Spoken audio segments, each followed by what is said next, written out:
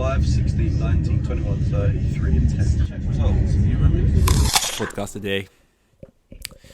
day, and it is 59. We're one away from 60. Oh, you love to see it. It's beautiful. A lot to mention, kind of. The BAFTAs were today. The British, what does that stand for? BAFTA. British something. British films, basically. Not just British films, they got all films, but they call it that. And they favour the British. Well, do they? And yeah, but before we get into all like the Academy, it's not the Academy, it's not the Oscars yet, but before we get into all that, I actually want to talk about something I've been trying to zip my thing up 1 minute. That's why I'm just trying to zip this. Is that better? Yeah, I thought I'd be a bit more modest. I was showing a bit too much neck there, guys. You know, I like to cover up. You got to pay extra if you want to see that. As you know, I spoke about this kind of recently. When looking for podcasts to watch, enjoy, listen to, I can be kind of picky. I don't like too many kitchens in the broth. I always get that phrase wrong. Too many broths in the boil. Too many kitchens in the kitchen. What am I saying? Too many cooks in the kitchen. I think it's literally it. I always overdo it. I like two people in the podcast, basically. Third one, but only if they're like more of a producer, kind of in the background. They'll occasionally chime in. You know, certain accents, certain this, certain that. You don't be married. I gave a bunch of bullshit reasons. Because I'm picky. Podcasts, to me, it's like religion. You don't just want to dive into the first one you find and then just sort of, you know, go full in. You want to actually believe in this shit, you know. This is going to be with me for life. It's like I know I'm doing a lot of like sort of comparisons here, but it's like marriage, you know. I'm kind of like, if I listen to one and I decide, you know what, I think I can roll with this, I'm kind of in for life, you know. I liked it, so I put the ring on it. Anyway, where am I going with this? Yeah, I was into a podcast, Theo Von. Now, Theo Von is a name I've always heard, and I've never known what or who that is. Theo Von, the name alone kind of, I was just like, who is this? I thought maybe, how's he made his money? I don't know why he was famous. He kind of just sounds like a billionaire to me, like Theo Von, or like a motivational speaker kind of guy, or just like, I don't know, like Gary V, Theo Von. It had like a similar name than that. I thought. So I knew he had a podcast, and I thought, what's he big for? Like, is he just made his name off money? I thought maybe he's invested in business. He's a big NFT guy or something. I don't really know. Seen a few of his clips and this and that, but I never really listened. I didn't have the volume playing properly. But then I decided to listen to like or I listened to maybe one of the clips. I actually turned the volume up and listened, and I found it kind of funny, or a little bit weird even. It was just intrigued me. I thought maybe this isn't funny, but I like the way he speaks, like the way he delivers what he's saying.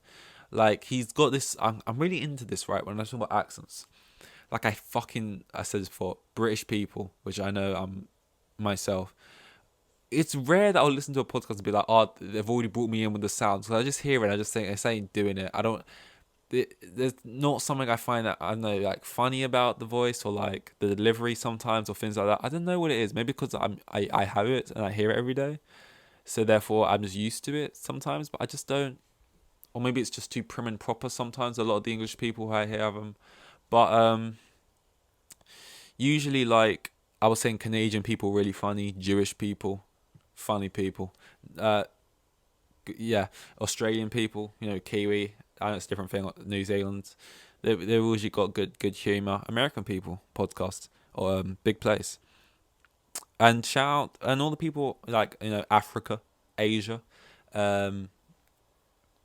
And that's it, really. Those are maybe South America. I haven't heard many podcasts from those places, if actually any, is what I'm trying to say. There's no opinions on those. But, yeah, I don't know. Those are usual places. But if we want to get real specific, I find people from, like, Midwest America who had, like, a kind of broke upbringing just funny, because they have the weirdest anecdotes, the weirdest things they'll pull from. They're like, oh, this reminds me of, you know, when you like got a sock and you like using it over the top of your kettle, and it's like catching the steam and stuff, and then you collect it for later, and it like the steam in the sock kind of like it like evaporates into the sock, and then it kind of like condenses back down, and you like wring it out for like a little drink later, and then just like thinking, no, I don't. What are you on about? That type of shit. And it was just got funny, weird stories. Like, yeah, I remember like he was talking about like he's also one of these people where you can't tell if anything he's saying is true. But like then he'll reference a story he referenced like I listened to a podcast that came out like 2 years ago, and I was the one that came out like a week ago, and he'll say a story that was the same. I'm thinking, no, it matches up, and he's pulled to it again. It must be real. And he was talking about like how he was on a bus and the bus driver just drove around all day and didn't take him to school, and his name was like Milford. And I was just it was the episode you just did recently, or kind of recently, with Drewski, and I was like, for some reason I just find that I love Midwest childhood stories. It just sounds like a mystical place. Not a place I particularly would want to have been in, but just like a funny place to hear. Like if I ever had to write a script, this is not really, I don't write scripts, but if I had to write a script to like make a scene or like put my characters in a place, I feel like I would put it like in like a rural Midwest America, or like a road trip through there. Which is weird because like I have no interest in ever living there. Like I don't really like country. Well, no, I'm nothing against it, but I'm not to live. Like I've always said, I feel like a city boy. Lived in the city for my whole life, and I can't really see myself not living in the city ever.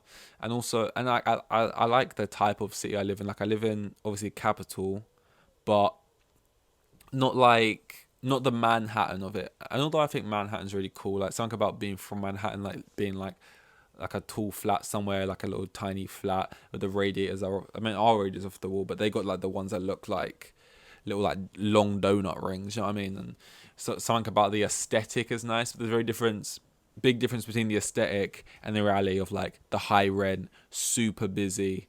I would say the part of London I live in, if we had to compare it to like New York, because that's like the biggest city everyone talks about, I would say I don't live in Manhattan. I live more like Queens. Queens. I've spoken to like people from America and described where I'm from and what it's like, and they've always came back and said, yeah, that's like Queens. Like from the people who live here to like just sort of the vibe to like the busyness to the whatever to the connections to like the Manhattanish area. I wouldn't say Brooklyn. Definitely not Brooklyn. I won't say the Bronx either. Staten Island. No, we're not that rural, mate. I don't think anything you could really compare. Maybe like Croydon. This is getting very niche now. But yeah, if you ever want, I listened to like a few episodes and I just thought, yeah, this guy's he's like funny in a way, and sometimes just without trying to be, just like mannerisms, like the way he talks. Like I don't know, some people just have like a cadence. Sometimes the way they speak, I just get like really into it. Like I'm like, yeah, I get interested. I find it amusing. So that's something I'm currently indulging. Nice. Feel like I'm about to punch myself in the face like Dobby does. Just about to beat myself up about it. Indulging is what I meant to say. Got my passport today, by the way. I mentioned that yesterday. I had to go get the passport. And although the application and like the finding all the shit was long and drawn out and a bunch of hurdles, I made sure I finally figured it out, and I made sure I had everything. And it was a bunch of like outsourcing. You go to here, you run here, and it was all done. And I got to the building with like 2 minutes to spare. Go through this long line, go through this queue, sit there, get the ticket, wait for them to quote your number, go to the station. There's a bunch of stations. But once I actually was there and had the process of handing over all the papers, them checking it, signing it, whatever, telling you a couple sentences, them stamping the thing, I was like, yep, it'll be with you next week. I was just like, as long as it comes in next week, which I'm hoping it does, they said it would. If they didn't lie to me, it wouldn't necessarily be a lie. Could just, the postman could be bringing it and then he could fall into a van-sized hole and never to be found. That's a possibility. Anyway, but assuming it does just come normally, it was actually straightforward. Like getting rid of all the background work, the surface level, just walking and hand it over. I thought that was going to give it to them. They'd say, "Oh, your handwriting's bad." That type of shit. We said black biro. This isn't a biro pen. Like just annoying shit where you just think, mate, I've paid this much. I've travelled in here. It took this long. I need it for this time. You're stressing me out. But it wasn't. It was just kind of like, yep. And they were smiley. The woman I was speaking to, I feel like naturally, like you do kind of in these scenarios want it to be like a woman because you just kind of feel like they're nicer. Like if you're, I don't really have experiences, but people always say when you're going for like customs or something, and someone's putting you in because they need to ask you questions like, say you're a comedian, because this is what I usually hear the story of, and you're going to like work in another country for like a few months because you're doing a tour, you're doing a tour of America, and you're going to be working there, and they're asking you, well, so what do you do? What are you here? When it's a woman, it's always just seems a bit nicer, like they smile or something. But in general, when it's a man, it's like they're sort of like sizing you up, like, "What you do, huh? Hey, son, you're trying to come into the U.S. of A, the United States of America, on the sacred land. What you doing here, boy?" It's just a bit like, I'm on edge. But no, as a woman, to be honest, even if it was a geezer, usually after about, they're usually nice. It's just on the, if they're ethnic, they're usually nicer. Like a Sikh man with a turban, usually quite nice. What else would I say? I don't know. I just feel like white. If they're white and they're built, it's like they really do play into it. But if they're just like sort of skinny as well, it's like then they're usually just sort of chill.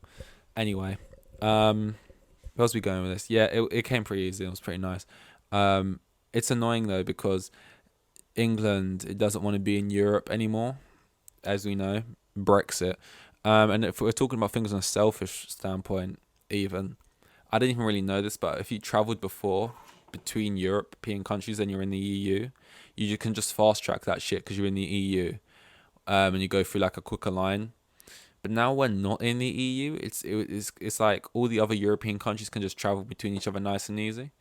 But now we're like everyone else outside of Europe. If we want to go to even like France, which is, you can get there even without a plane. You could get there on a Eurostar. You could drive to France. It's a lot easier. It's like 2 hours away from Dover to Calais. And you get in the plane, you gotta go through the long line with everyone, with the Americans, with the goddamn Chinese. And it's what Theo Von just will talk like, and just thinking something about it. I don't know, man. BAFTAs, the BAFTAs were today, and I watched them. I watched Jamie Lee Curtis. She's like a mascot there, man. She's like, she knows she's not gonna win. She's just sort of loving it. She just loves being nominated. Everyone being like, Jamie Lee Curtis, we love you, Jamie Lee Curtis, you're great. The camera panned to her so many times, and people just love her. And I do like Jamie Lee Curtis. A lot of films when I was younger. As is that, like, she's one of those people who I just like. I don't know why. Sort of childhood films. Her, the white guy always had the whitest hair. Always been the whitest guy with the whitest hair. He was in Cheaper by the Dozen. He's now in that murder show with Selena Gomez. But to me, he's always the Cheaper by the Dozen guy. Do you know Cheaper by the Dozen might be one of those films I've never, ever, ever heard anyone talk about Cheaper by the Dozen. Never seen it mentioned. I watch a lot of YouTube videos, a lot of people talking about films, a lot of this and that, a lot of whatever. Listen to interviews of people and this and that, and you just talk to people who like film. This never Cheaper by the Dozen has ever been brought up, mentioned. I know it's not a big film or nothing, but never. Like I wouldn't be surprised if like nearly no one has seen it, or if loads of people have seen it. I don't know which. It could go either way. I don't know. Cheaper by the Dozen. Have anyone seen Cheaper by the Dozen?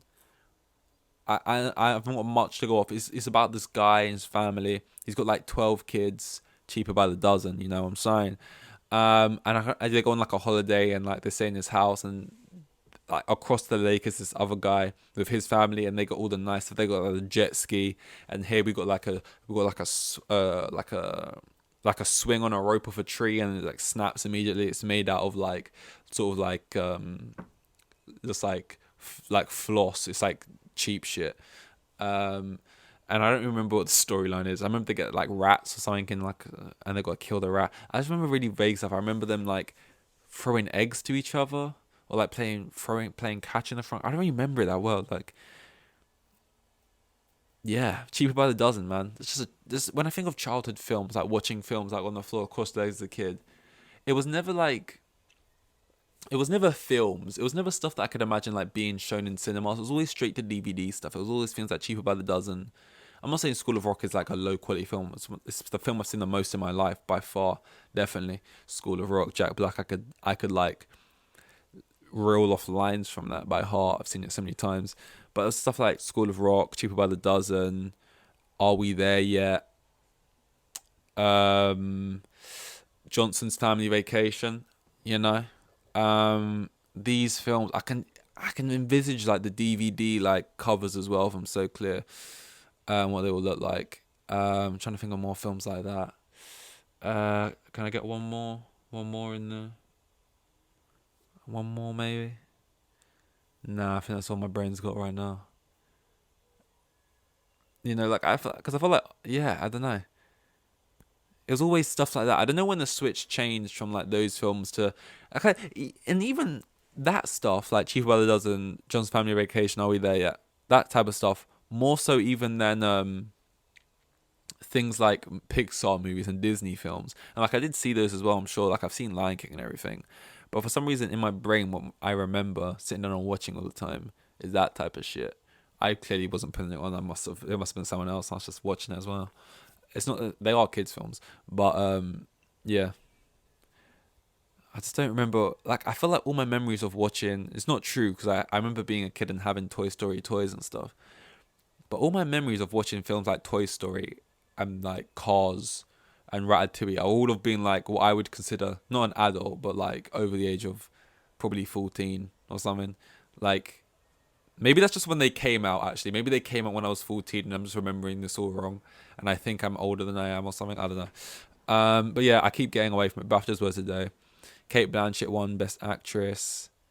Austin Butler won Best Actor. We had some interesting people in supporting. We had Barry Keoghan. We had Kerry Condon. Best film went to All Quiet on the Western Front. And director went to the Daniels, I think. Yeah, went to the Daniels. That's interesting because I don't think any of the acting wins could win on the actual Oscar night. Because we had the four I just said. Oscar night could be... I mean, Colin Farrell was dead, surely. Like, Colin Farrell had to win BAFTA if he wanted to win anything, right? And he hasn't won. He didn't even win that. So, and also, he didn't win that when his co-stars of Kerry Condon and Barry Keoghan won theirs, respectively. So I thought it was a lock-on for it, pretty much, after I saw them two win, but went to Austin Butler. So now actor could be, it's like between Butler and Fraser. So none of that wins tonight could relate. Who would I prefer on Oscar night? I think I'd prefer Fraser. I think I just would get more life from his speech. Austin Butler's like a cool guy, but he's kind of too cool. He'd kind of go up there. I kind of know. I kind of can envisage what he would do. He'd go up and be like, "Yo, this oh man, oh God, when I accepted the role of playing Elvis, it was oh God, it was going to be a big challenge, and I can't I'd never imagined I'd be standing here with this award. So it's ain't she pretty? Thank you. I want to thank my mom. I want to thank everybody who believed in me, and thank you. I'll be back. That's good. He's gonna be like that. Oh, maybe we'll get a bit emotional.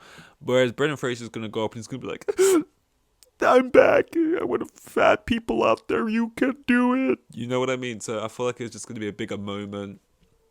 Kerry Condon, it'd be cool if she won. I guess I liked her in Banshees. But again, I'd prefer to see Angela Bassett win the Oscar. I just think it'd be a more empowering moment.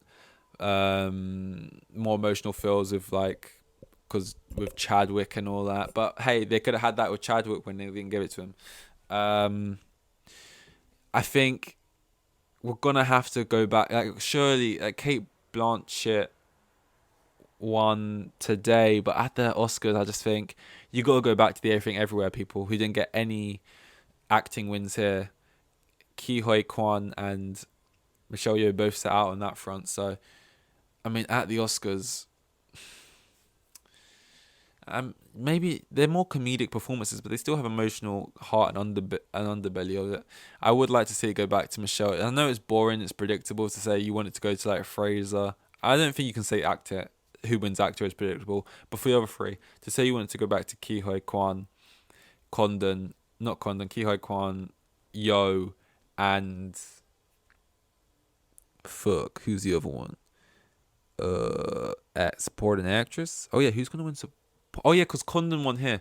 It could be Stephanie Sue. It could be Hong Chow or someone. Yeah, I don't know. For me, the best film, All Quiet. I know it's apparently been really good. It's a foreign film, so I'll never see it because I'm ignorant. I don't really like reading subtitles. I just can't help myself. I just can't get into a film if I'm reading subtitles. I don't enjoy it. Um, it's just personal preference, and so I'm kind of rooting against that film. I don't even know who I want to win. I'm kind of at that point now where I kind of just want to roll into the new season. New season, like I'm watching Real Housewives or something. But the new season, yeah, of films. Each year I say I'm going to watch all the films that came out. I did better this year. Still didn't get anywhere near all of them though. But next year I'm going to try and get close. I would say year prior I probably watched about, year prior. So prior to the Will Smith slap, probably like one or two. Probably, let's just say 0%. Will Smith slap, probably 15-20%. Then last year, I'd probably say went from 20 to maybe 35%. This year, I would say 40%, maybe not 40, maybe 45. I saw Banshees. I saw Everything Everywhere. I haven't seen The Whale. Haven't seen Tar. Haven't seen Triangle of Sadness even, which I wanted to see. Um, uh, Come on, man. You've seen some more than that. Surely, man, you've seen more than that. Come on, man. You've seen a little bit more than that, haven't you? Ain't you, boy? I don't know, but I think I've done better this year. Next year we're gonna come strong, especially because Dune. Hopefully, Dune's gonna be nominated and stuff because I'm hedging a lot of bets in that because, well, not literally, but because I like Dune. So Dune Part 2. I mean, they got Killers of the Flower Moon coming out with Leonardo DiCaprio. He don't miss. Don't know if it's gonna be my kind of film, but I'll watch it for Leo. They got what else? They got they got films, man. They got a lot of films coming out. I don't know them all yet, but I'll definitely watch them. Is Ben Affleck a good actor? He is good. I know you don't really get that far without being half decent. But I watched that new trailer, Air, for the Michael Jordan thing, and it just follows very it looks very paint by numbers, not biopic, but biographical film kind of thing about sports thing, and it blows up and a little thing, and it's like Jordan Air or whatever. And it's like that's a shit name. It's funny because we know it's it's the biggest thing ever. Oh, great. And I like Jason Bateman. I think he's really underrated. Hope that is his name. But I think he's so underrated, man. I like him and stuff. He's got good line delivery. Kind of reminds me of Martin Freeman in that way. And everyone else, Thing was fine. Matt Damon was fine. It's just but if Ben Affleck with a stupid little goofy afro-y hair they gave him and stuff, it just took me out of it maybe. And I just thought, I don't know, this film looks good. They've got Viola Davis doing her Viola Davis thing, and I just thought they're trying to get it. I just don't feel it's a bit baity feeling, a bit Oscar baity, but it's just not really got the fine finish on it. But we'll see. Anyway, well, 23 went a bit longer today, which I know is 23 minutes isn't long, but recently they've all been 16, 17 mins. But yeah, we're on to 60 next. It's a beautiful thing. That's a beautiful thing right there, boy. Where's Matthew McConaughey been recently? Does he still act? I feel like I ain't seen that guy in anything in a while. Matthew. That's why. Whoa. He's not Elvis Presley. I'm just merging people now.